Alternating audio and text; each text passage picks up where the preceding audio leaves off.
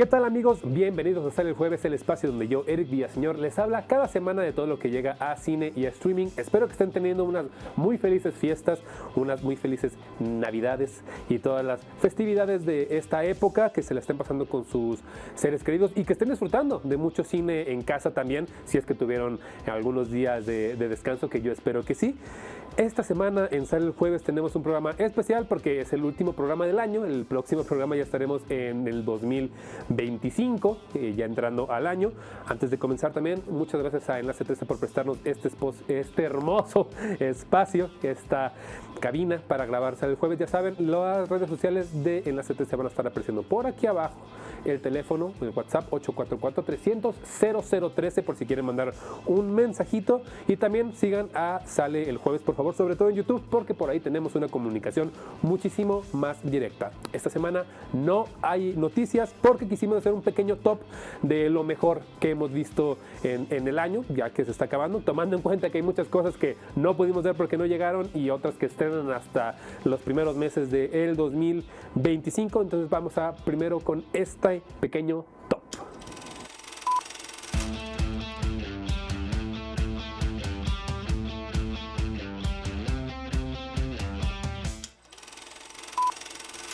Y vamos con este top, pero antes vamos a dar las películas que no llegaron, vamos a mencionarlas. ¿Por qué? Porque son muchas y porque probablemente si las hubiéramos visto, claro que sí, hubiéramos entrado en esta lista de una manera distinta. Entre ellas se encuentran La habitación de al lado, que es la última película de Pedro Almodóvar, la cual no llegó a Saltillo, sí llegó a México, pero no llegó a Saltillo. Es lo malo de vivir en una región como esta, en la que hay pocos cines y tienen que elegir en qué sala ponen qué. Pero bueno, esta película no la vimos.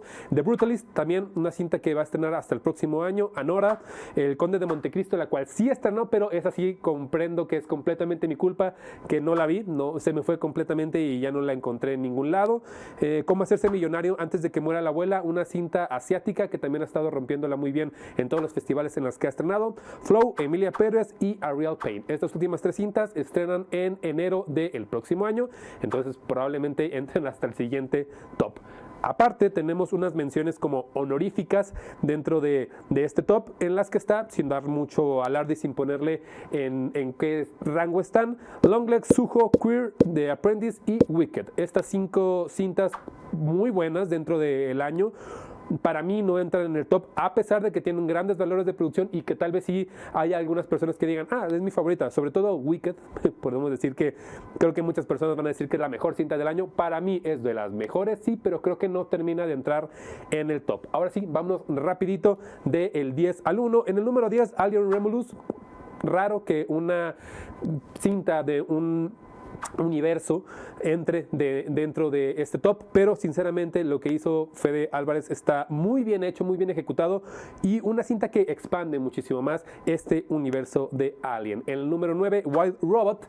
Wild Robot es una cinta de animación que creo que nadie esperaba ver este año, de DreamWorks, si mal no recuerdo, y que tiene una forma de contarnos una historia que sí está basada en un cómic, pero rompiendo unos cuantos convencionalismos, porque esa está un poco madura, es más madura que cualquier cinta de animación. Sabemos que la animación no tiene que ser necesariamente para niños, pero aquí se agradece también muchísimo lo que hace y se merece mucho ese 9º puesto. En el número 8, la última cinta de Clint Eastwood, Jurado número 2, que yo sé que tal vez sea un poco de fanatismo lo que estoy intentando justificar, por lo cual esta cinta está aquí, pero no, sinceramente es una cinta muy bien hecha. Clint Eastwood regresa a lo que sabe hacer mejor, que es un cine como un poco local, me refiero a que está hablando de su círculo cercano o de lo que él vive en Estados Unidos, pero que al final repercute y le habla a muchas generaciones y a muchas naciones, lados, etcétera. De ahí nos vamos al número 7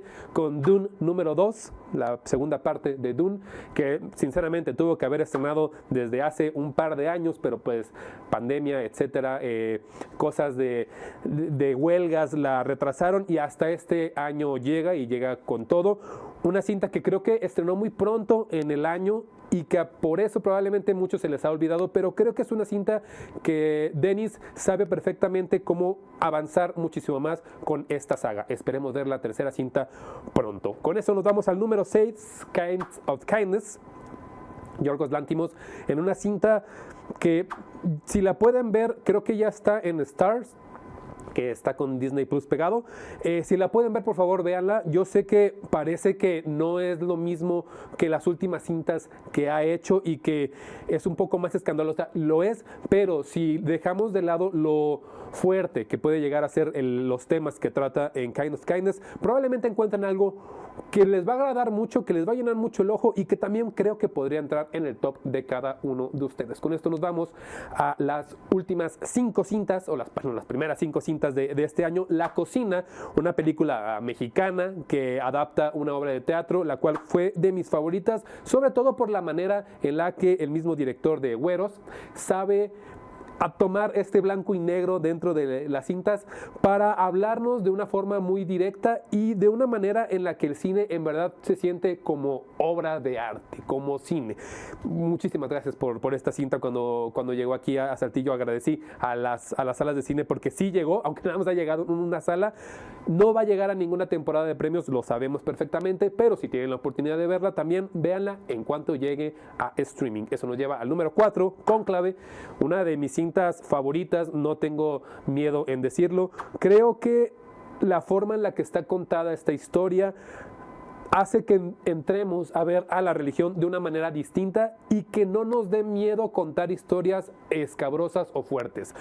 A veces con estos temas parece que tendríamos que tener cierto respeto o cierto espacio para hablar de ellas, pero Cónclave con Ralph Fiennes que lo hace increíblemente bien, no tiene el miedo que tendrían cintas como por ejemplo Dos Papas. Esta cinta sí me parece muy temerosa y hasta un poco cómica. Aquí no. Esto nos lleva al número 3, Challengers. Luca Guadagnino estrenó 2 cintas este año, Queer y Challengers. Para mí Challengers supera por muchísimo todo lo que ha hecho Luca Guadagnino, sobre todo por cómo aborda las relaciones humanas dentro del cine y que no se estanca dentro de una forma de contar este tipo de relaciones. Con Zendaya protagonizando esta cinta y con una música de Trent Reznor, la cual hace que todo lo que pasa en la cinta, a pesar de que se trata de una pelea de tenis dentro de una cancha de tenis, todo va muchísimo más allá que eso. No se trata solamente del deporte, se trata de lo que conlleva y cómo pasaría algo si hay una relación amorosa, un triángulo amoroso dentro de el tenis. Esto nos lleva a la cinta número 2 para mí, Outside the TV Glow, una película que probablemente no esté muy sonada, que la misma directora ha dicho que por favor, si alguien tiene la oportunidad de piratearla, que lo hagan, nos dio el permiso para hacerlo y que aparte pueden encontrar ya en Max, en Prime y en Apple TV. Si tienen la oportunidad de verla, por favor no la desaprovechen. Recordemos que cuando hablamos de ella dijimos que se parecía un poco a Donnie Darko. No es que tal cual se parezca, es que recuerda mucho y que esa incomodidad que nos hizo sentir Donnie Darko hace ya más de 20 años la volvemos a sentir acá con I Saw the TV Glow. Es una cinta que es imperdible y que aparte, si tiene el sello de Martin Scorsese como su película favorita dentro de este año, es por algo. Eso es lo único que les puedo decir. Es por algo, por favor, véanla, pero véanla con los ojos muy abiertos, no se me distraigan, y aparte dura 1 hora 40, entonces no les estamos exigiendo tanto como para que la vean. Y el número 1, creo que es muy obvio cuál es la cinta número 1, The Substance, esta película que ha estado sonada muchísimo, producida por Mubi. Demi Moore aquí hace un trabajo excepcional, pero toda la historia y cómo nos cuentan la serie B que podría ser dentro de una película, pero muchísimo más hollywoodesca, se agradece un poco de gore, un poco de ciencia ficción, un poco de crítica social y todos estos elementos que se van sumando para que la cinta triunfe y llegue a donde tenga que llegar, nos hacen ponerla en el número 1. Probablemente esta cinta sea muy preñada, temporadas de premios, probablemente se lleven muchísimas cosas. Por ahí esperemos que sí, yo sí se los daría, y si no la han visto, pueden verla en Mubi en este momento. Aprovechen la Navidad o estas fechas para verla, aunque probablemente si la ven durante la cena navideña no sea tan buena idea. Con esto nos vamos a un pequeño corte y regresamos ahorita hasta el jueves para dar 2 reseñas de cintas esta semana.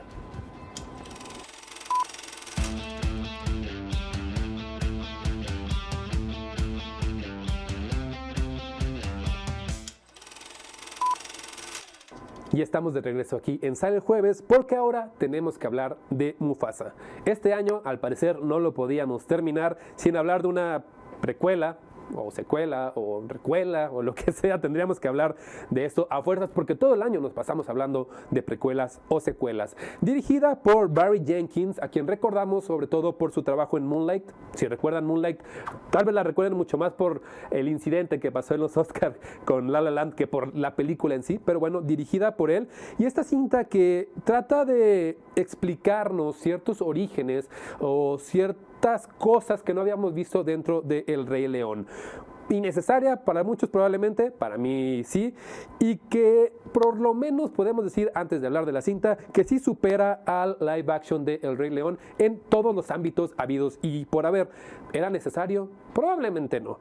¿A qué generación le habla? Tampoco lo sabemos, pero por lo menos es un poco mejor esta cinta que El Rey León. Con esto nos vamos a una pequeña sinopsis, porque es rara la sinopsis, espero que la entiendan como lo que es, como una precuela, pero ahí les va. Cuando una tormenta se aproxima a Melele, Rafiki decide contarle a Kiara, hija de Simba y Nala, cómo su abuelo, Mufasa, se convirtió en el rey de la selva luego de ser un cachorro abandonado, huérfano y sin linaje. Luego de conocer a su familia adoptiva, Mufasa deberá proteger a Taka, mientras emprende su huida rumbo a Melele.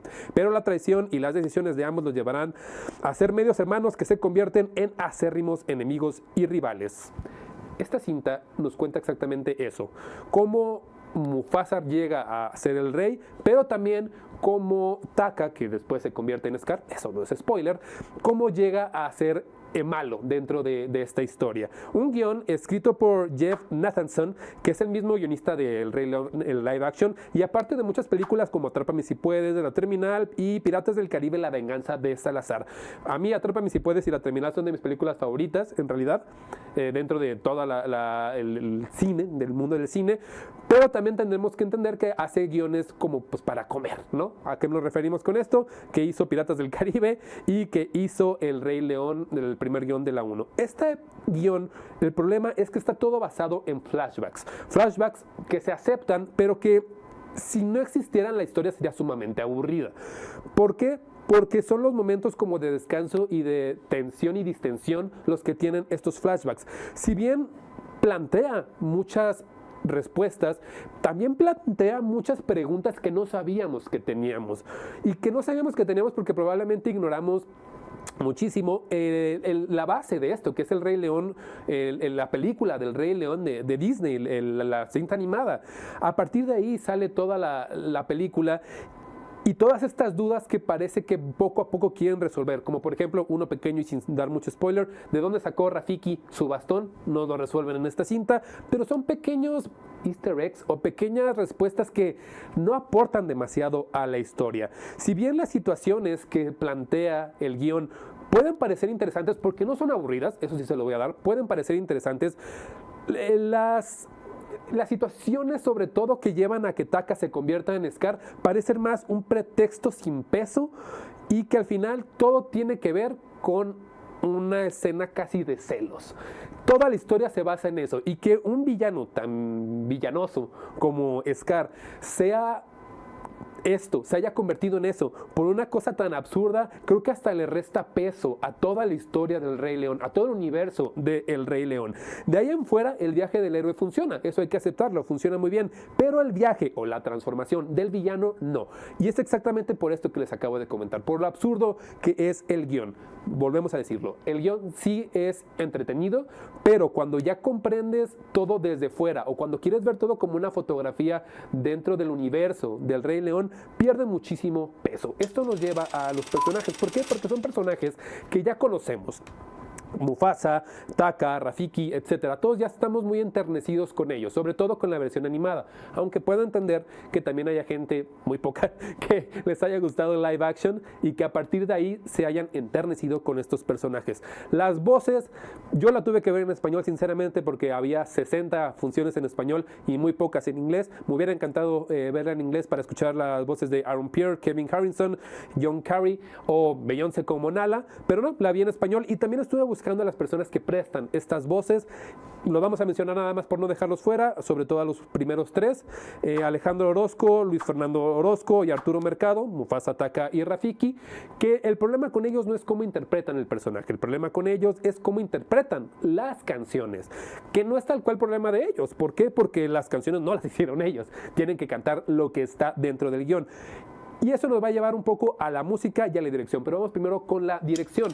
Ya dijimos, este director Barry Jenkins sabemos que sabe dirigir, ha tenido muchísimo trabajo, pero no podemos decir mucho al tomar en cuenta que Mufasa es una cinta de live action que nos da un poco de contexto fuera del CGI. ¿A qué me refiero? A que si todo es bello, es por el CGI. Sí se ve bien, pero tampoco es algo que te vaya a dejar boquiabierto todo el tiempo, que digas, wow, qué maravilloso escenario acabo de ver, o qué bonito se ve todo melele. No, no es por ahí. Está bien a secas. Esto nos lleva a la fotografía, una fotografía que, vuelvo a lo mismo, tampoco te va a dejar boquiabierto, de James Laxton, un fotógrafo de cabecera de este director, que sí, hay que aceptarlo, se ve todo muchísimo mejor que El Rey León, sí, definitivamente. Vamos a darle eso de bueno a la cinta. Que tampoco quiere decir que sea mala la fotografía o buena, simplemente está un poco por arriba. Hay cosas que dentro de la fotografía se ven muy bellas, sobre todo en los paisajes, cuando sí los hacen ver muy realistas, pero es muy inocente y simplona en cuanto a la fotografía, porque hay escenas de violencia o de peleas que pues, no hay una gota de sangre, obviamente, esto es muy Disney, que no se ve tal cual la violencia explícita y que todo está muy sugerido, muy por sonidos, muy fuera de cuadro, pero eso creo que le resta a la fotografía, cuando pudo haber sido mucho más madura. Y esto nos hace hablar de que no sabemos a quién está dirigida esta cinta. ¿Por qué? Porque si bien El Rey León podría parecer que es una película un poco más infantil, creo que a los niños, y lo vi en la sala en la que fui, con la cual estaba llena, había muy pocos niños y había muy pocos niños entretenidos. A los que en realidad les habla es a la gente más de nuestra generación, más de, vamos a ver, 25 años hacia adelante. ¿Por qué? Porque nosotros crecimos con El Rey León. Las nuevas generaciones tuvieron que conocerlo con el live action, el cual, volvemos a decir, no es muy bueno, o con esta cinta. No sabemos exactamente a quién le está hablando, y si nos habla a nosotros, tal vez quisimos ver un poquito más de, no violencia explícita, pero un poco más de realismo dentro de la fotografía. Ahora sí, vamos con la música, que retoma la música de Dave Metzer, el mismo músico y compositor de un montón de películas de Disney, y que aquí hacen como un refrito, las repiten. El problema está en que la música original o las canciones originales de la cinta no son épicas. Cuando recordamos las cintas de Disney cuando éramos niños, una tonadita se te quedaba pegada a la cabeza, alguna letra, algo, lo que sea se te quedaba pegado, pero aquí no existe eso. Y es algo que creo que todos los live actions de Disney tienen como error.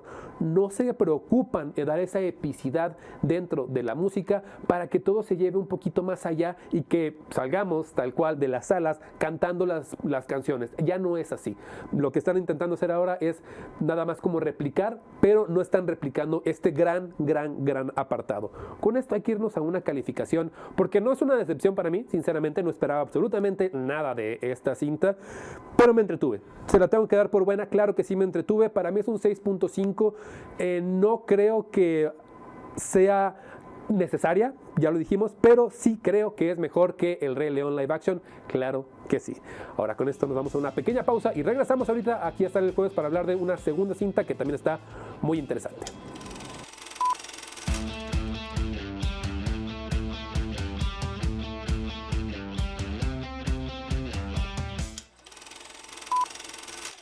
Y estamos aquí de regreso en Sale el Jueves, porque ahora tenemos que hablar de El Aprendiz, The Apprentice, esta cinta que fue muy censurada durante mucho tiempo, que yo tuve la oportunidad de ver en línea, tengo que decirlo, y no está mal decirlo, porque no llegó a muchas salas de cine.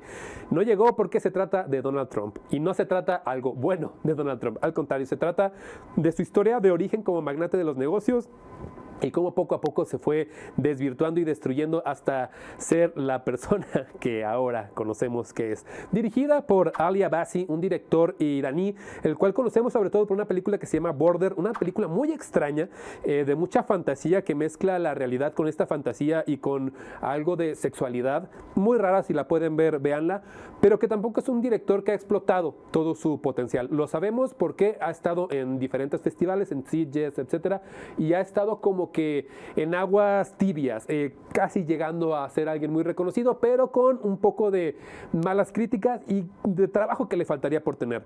Sabe dirigir, sabemos que sabe dirigir horror y cosas escabrosas, y que aquí lo intenta hacer y mostrar a este personaje como un monstruo. La película toma su nombre del reality show El Aprendiz. No sé si lo han visto, este reality donde salía Donald Trump y tenía a unas personas que buscaban cómo trabajar con él, y él los despedía o los contrataba dependiendo de sus aptitudes. Documental, perdón, no. Esta serie reality show yo la veía cuando era muy niño, muy joven.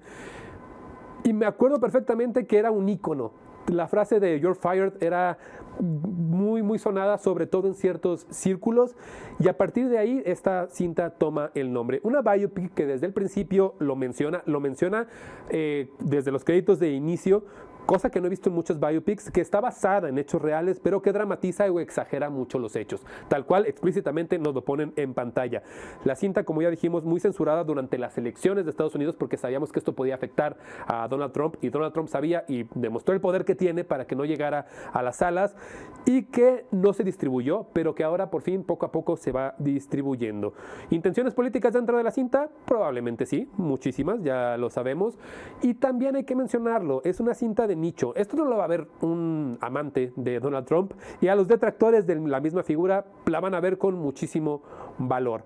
Pero si la vamos como cinta, deberíamos entender que tiene como ciertos valores de producción de un Nueva York ambientado entre los 70s, 80s y 90s, que a mí me recordó muchísimo a Mean Street, Taxi Driver, El Rey de la Comedia, un poquito Martin Scorsese de estas cintas, pero que también intenta abordar, sin mucho éxito, hay que decirlo, un poco el concepto de la posverdad, y de que en realidad no importa cuál sea la verdad, sino la verdad que tú digas.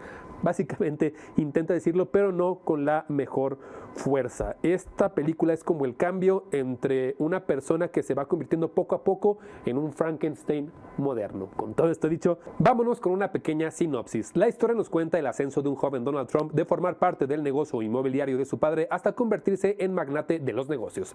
Ambientada en Nueva York entre los 70 y los 90, conocemos la forma en la que Trump conoce a Roy Cohn, un abogado y asesor político que le enseña todo lo necesario para transformarse en un ser despiadado al que no le importan los medios para conseguir lo que quiere. Este guión está escrito por Gabriel Sherman. Gabriel Sherman es un periodista, pero también escritor, que ha estado involucrado en cintas de presupuesto muy alto, pero de recepción relativamente mala, y sobre todo en secuelas. Lo recordamos sobre todo por El Día de la Independencia, Contraataque, y que además, como periodista, ha escrito un poco en contra, o no en contra, pero ha criticado, digamos, a Trump en algunas ocasiones. El guión bien funciona, pero como un objeto de crítica sin mucho valor. ¿Por qué? Porque le falta un poco de valor en la transformación de este personaje, Donald Trump, de un pequeño adolescente que trabajaba con su padre, a este monstruo que vemos al final de la cinta. Sobre todo en el primer acto de este guión, vemos cómo entendemos que Trump conoce a este abogado, y él enseña todo lo que sabe. Le enseña cómo ser despiadado, cómo salirse con la suya en todas las ocasiones. Pero conforme avanza la historia, el villano, que es este abogado, termina por ser hasta un poco bueno, o que quieren venderlo como que él es bueno, pero ahora Trump es malo. Y eso trabaja en contra del guión. ¿Por qué? Porque este paralelismo no debería ser así. No porque uno sea malo, el abogado sea malo, y luego Trump sea malo, el otro tiene que ser bueno. ¿Por qué trabaja así?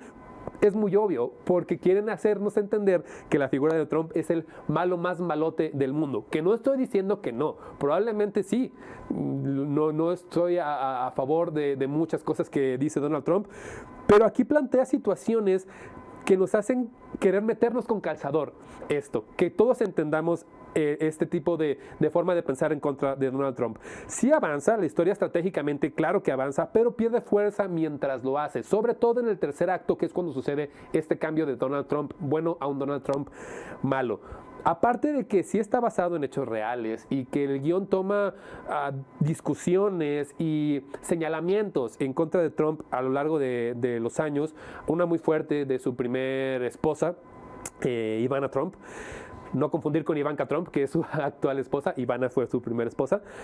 Sí los toma, pero también no se siente como con tanto peso. Al contrario, parece que solamente nos quiere choquear este guión, lo cual no logra de la mejor forma, aunque sí lo intenta, pero le falta el valor para ser muchísimo más frontal y encararnos completamente y querer decirnos lo que quiere decirnos sin darle tantas vueltas. Eso nos hace ir con las actuaciones de Sebastian Stan como Donald Trump. Wow, sinceramente, Sebastian Stan ha tenido los mejores años como actor, aquí haciendo a Donald Trump, y en A Different Man también lo que hizo ahí es increíble. Y aparte, para mí, el que se lleva la cinta, Jeremy Strong como Roy Cohn, este abogado. Wow, sinceramente, a pesar de que lo que dije dentro de la historia, creo que la forma en la que lo personifica es increíble. Creo que las dos actuaciones son lo que más puede llevar la cinta a ser algo disfrutable, por lo menos. Aunque, vuelvo a lo mismo, trabajan a favor de que la historia avance y de querernos meter una idea, la cual no estoy diciendo que no sea real, sino que parece metida con calzador. Eso nos hace ir a la dirección de Ali Abbasi. Sabemos perfectamente que sabe dirigir, nos lo demostró en Moonlight, pero con creces. Y aquí hace todo con un formato de video ochentero en el cual hasta hay muchísimo grano y que se siente estéticamente bien. Todo se ve estéticamente bien. Pero el drama no se entiende y tampoco se entiende la parte en la que quieren hacer parecer a Donald Trump como un demonio. Que sí, tal vez sí, pero que no se entiende cómo avanza la historia para que esto funcione. El problema principal del guión y de la dirección es que he visto videos de YouTube que pintan a Trump o que hacen sentirme muchísimo más aversión en contra de Trump que esta película, cuando tal vez no debería ser así si el discurso quería ser muchísimo más frontal. Eso nos hace irnos a la fotografía, una fotografía de Casper Tuxen, que a Casper Tuxen lo recordamos sobre todo por la fotografía que hizo en La peor persona del mundo, esta cinta de hace un año o dos, no recuerdo muy bien, y que también estuvo en la fotografía y en la dirección de A Beautiful Lie de 30 Seconds to Mars, que si para mí me preguntan es uno de los peores videos de 30 Seconds to Mars, creo que tienen muchísimo más mejores, pero que aquí hace algo que no había hecho en toda su filmografía, adaptar un Nueva York entre los 70s y los 90s que se siente muy real, muy vívido, y todo es también gracias a la forma en la que está encuadrado este Nueva York. Nos vamos con la música, porque es un apartado raro en la música. Hay tres personas metidos aquí en el score: Martin Dierkhoff, David Holmes y Brian Irving. Los tres hacen un trabajo interesante, pero vuelvo a lo mismo. Quieren darle mucho dramatismo y terrorífico a las cosas que hace Donald Trump con este score, lo cual sinceramente no hace que funcione muy bien. Se ve extraño, se hace sentir más como un video musical, aunque también lo que hace sentirse como un video musical es el soundtrack, porque tiene canciones de The New Order, The Consumers, etcétera, que se agradece, sobre todo esta primera canción que aparece en los créditos de inicio de The Consumers, Anti. The Consumers es una banda que solamente sacó un disco en el 77 y que es una de estas bandas punk que estuvo un tiempo y desaparecieron. Ese soundtrack se agradece, pero la música se siente demasiado obvia y tal vez no funciona de la mejor forma. Con esto podemos irnos a una calificación, pero antes quiero decir que si la película quería dar miedo o hacernos sentir terror por la figura de Donald Trump, creo que hay discursos de Donald Trump que dan muchísimo más miedo solamente con oírlo. A lo que voy es que la realidad que intentaron retratar es muchísimo más terrorífica que la cinta. A la cinta le faltó un poco de valor de ser lo que quería decir, y lo entiendo completamente. Tal vez no querían enfrentarse a este monstruo, y probablemente también este director de origen iraní no quería ser señalado dentro de Hollywood. También entendemos completamente por qué le dan esta dirección a este gran cineasta, porque no querían arriesgar a una figura grande dentro de Hollywood. Con todo esto hay que dar una calificación. Para mí es un 7 cerrado. Esta cinta sí se la recomendaría, pero también sé que es una película de nicho y que no cualquiera le va a entrar. Me hubiera encantado que esta película también entrara dentro de mi top o en las menciones honoríficas, pero por esta falta de frontalidad no entró. Con esto terminamos esta semana. Sale el jueves. Muchísimas gracias por vernos este año, o el tiempo que estuvimos este año al aire. Esperemos estar con ustedes muchísimo más tiempo, obviamente. Feliz Navidad si es que están viendo esto despuésito de Navidad, por ahí del 26, o de Año Nuevo, también feliz Año Nuevo. Espero que la estén pasando muy bien con todos sus seres queridos. Muchísimas gracias a Enlace 13 por prestarnos este hermoso espacio como cada semana. También a mis compañeros, muchísimas gracias por hacer realidad este programa cada semana. Y las redes sociales de Enlace 13 van a estar apareciendo por aquí abajo, ya se la saben. Y el WhatsApp 844-300-0013. Un mensajito nunca está de más. Sigan a Sale el Jueves en YouTube, sobre todo en YouTube. Déjenme ahí sus comentarios. Ya los estaré leyendo por aquí porque quiero hacer un poco de conversación más frontal acá con ustedes para seguir la discusión, y nosotros nos estaremos viendo el próximo jueves, el próximo año, aquí en Sale el Jueves.